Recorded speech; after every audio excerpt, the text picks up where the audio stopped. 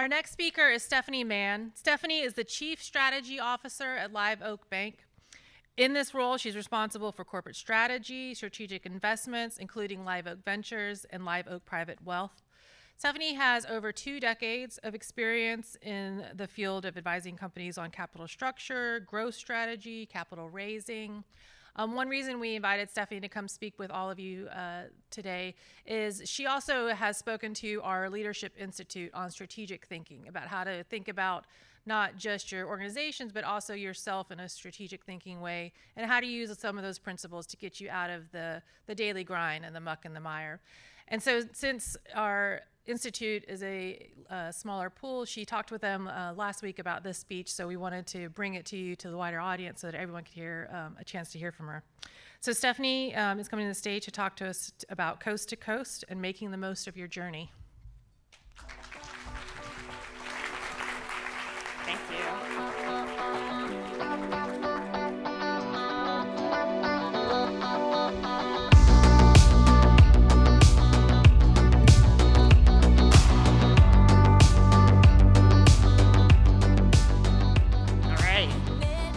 Good afternoon, everybody. That was like my own personal pep session before, I got to say, I love you, Stephanie, right before I go up and give a speech. So if you could go before me every time, I think it increases the odds of this going well.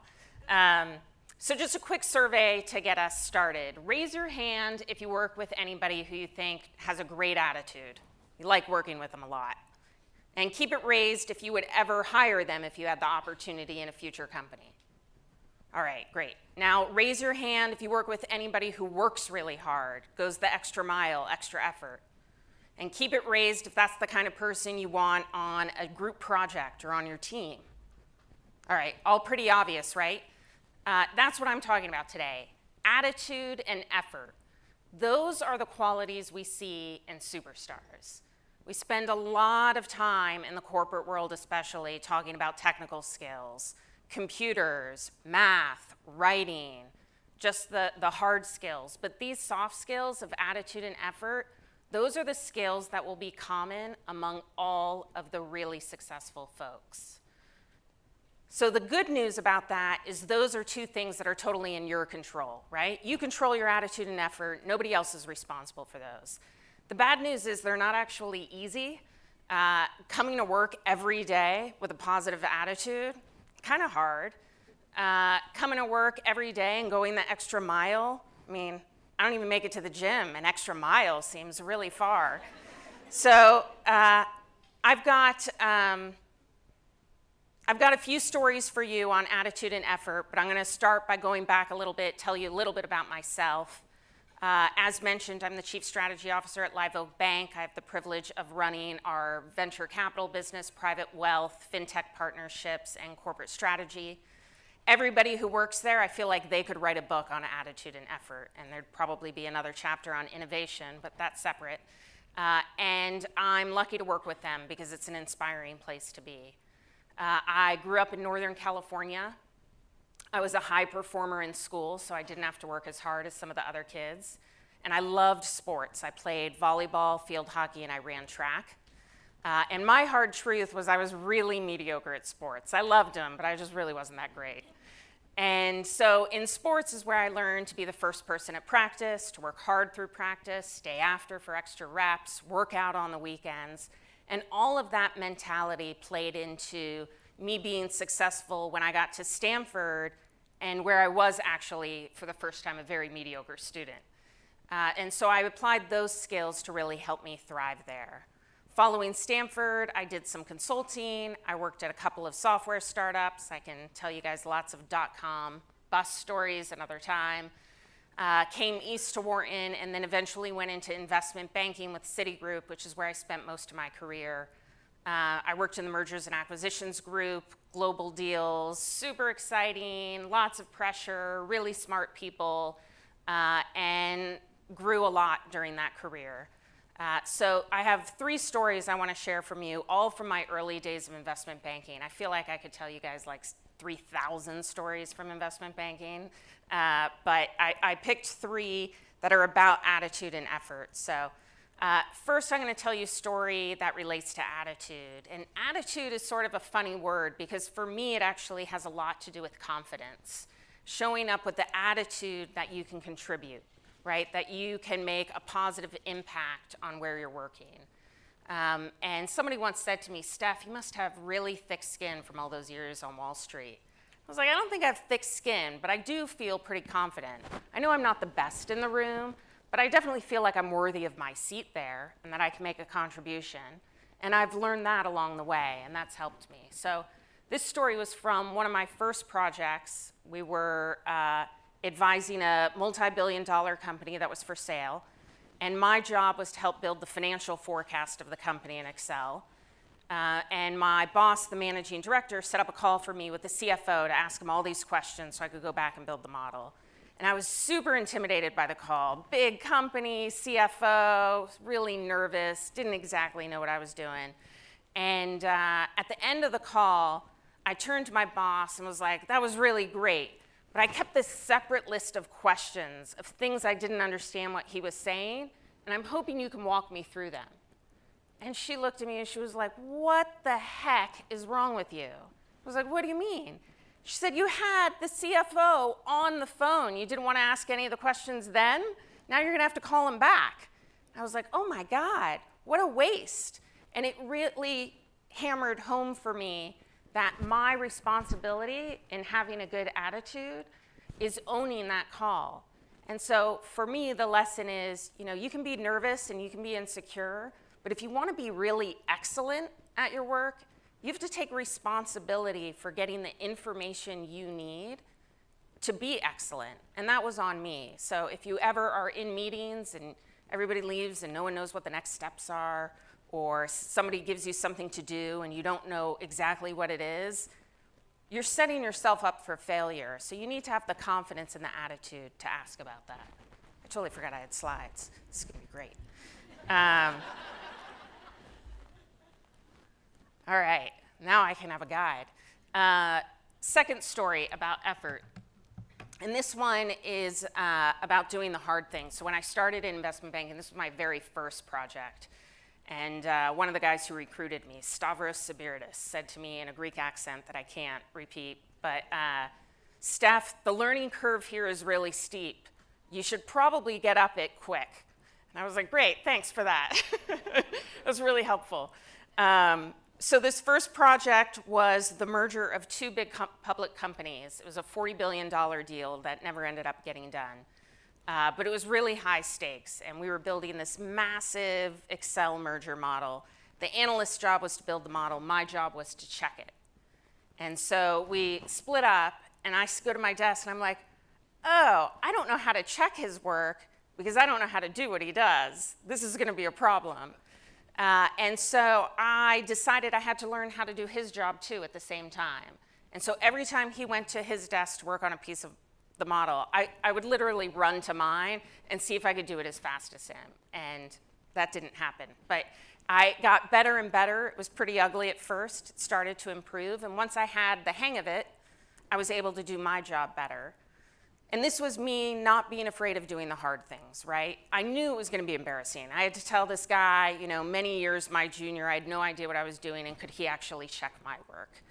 And during that period of time, I was thinking about it, I was like, probably you could say I was working 2 jobs, but given how slowly I did his job, it was probably more like 3. And it was because of my bar of excellence in that role and the guidance that I got from other people to get up that learning curve quickly that I rolled up my sleeve to do the hard things. It's human nature to avoid the hard things. We all do it. I mean, somebody will say, who's going to review this contract? And everybody who wasn't trained in law, their eyes get blurry and they're like, oh, not me. I can't review a contract. But some people are going to do it, and they're going to learn a lot doing it. So whatever it is that's hard in your job that other people aren't raising their hands to do, that's what you should be doing. My third story is about my very favorite analyst. She now works for World Bank and lives in Austria. Natalia Donde. She went to University of Chicago, graduated at the age of 20, and came to Wall Street to do investment banking. She was, fortunately for me, too young to go to the bars, and so she worked a lot. And so we had a lot of fun together. But we were working on a project for a private equity firm that was trying to buy a huge retail chain of stores, so like a few hundred stores in the country. And the seller of that business, in this scenario, they put together the financial model and sent it to us so we could do all the work on it and tell, the private equity firm, this is what we think you should pay for it. So we're there on a Sunday morning waiting for the model to be sent over. It comes over and it's in PDF. Like, who does that? 250-page or something PDF of this Excel model. We're like, oh my God, what are we gonna do? So fortunately, Citigroup has a production center that can convert those things into Excel, but they said it's watermarked and you need legal to sign off on it, or we can't convert it for you. So it's Sunday, it's 2004, like a lot of people don't have cell phones, and if they do, we don't have their phone numbers. So we're just sitting there sort of stuck. We called the lawyer for the M&A group. He wasn't available. And I was completely stuck. And she goes, I know what we're gonna do. And she goes into the intranet for Citi and pulls up the global directory for all of Citigroup and sorts it by New York and people in the legal department, and starts at A and just starts calling to see who's at work on a Sunday. She calls people in branches, she's calling people in the cards business, she's calling people in capital markets, and eventually some poor commercial banker who was at work on a Sunday gets a call from Natalia Donde, and he signs the doc for us so we could get the deal done. And it's just I learned a lot from her about both attitude and effort. She's what we would say in investment banking is a person who will run through walls for you. And I learned a tremendous amount working with her and from her effort. So all of this to say, if you want to be successful, focus on the two things you can control. Your attitude, make it positive. Your effort, make it extra, right? This is how it shows up a little bit in your day-to-day life. So these are just some like super nuts and bolts things that I always find are useful for takeaways. Like, what does it look like to actually have more attitude or effort? Not like have more attitude, but you know what I mean. Check your work. So before you turn something in, I cannot tell you how disappointing it is as a manager to receive work that's sloppy, right? It just demonstrates a lack of effort and somebody who really doesn't care about my time. So I used to tell analysts when they were dropping work off at my desk, before you hand that to me, have you checked it? And 100% of the time, they would be like, no, and go back to their desk and check it one more time. And they would always find something. It didn't come back right away. So that's one important tip. 2, prep for meetings. So I have everybody on my team send out an agenda and pre-read. It makes the meetings more effective. It shows respect for the other people's time. It's just really good practice. Maybe other people will start doing it too, and then your meetings all get better. Like, wouldn't that be great if we all raised the bar for meetings? Maybe it can start here today. Learn about your business. You know, it's easy to get caught up in the silo that you're in, but if you learn about the business you're in just by talking to your colleagues, you will be so much better at your job with that context. You will understand why your piece is important and how it impacts other people's pieces. And it will enable you to take on more leadership opportunities in the company. Tap the experts. So this was a funny one for me to learn, because if you asked a bunch of people for help with things in school, you were cheating. But then once you get into life, you're clever. You know, call experts. People have done a lot of the stuff you're doing before. Do not reinvent the wheel. Ask the people who know the most, is this a good job? Am I thinking about this the right way? Is this the way to present the information? How do you make your presentation materials effective? But tap the experts. 5, pitch in. We had a rule in investment banking that you couldn't go home until you walked the floor, and you asked everybody in the office who needed help. No task too big or small. You're making copies for a meeting tomorrow, I got that. You know, you're binding books for your meeting tomorrow, I can do that too. You want me to read through this thing for typos? I can do that. It's 11 o'clock at night. We should all go home soon. So nobody had to stay. Everybody had to make that offer. And if your workload is light, even if people say no thanks, you know, it's a good thing to do. It shows how much you feel like part of a team. Participate. This is a real pet peeve of mine.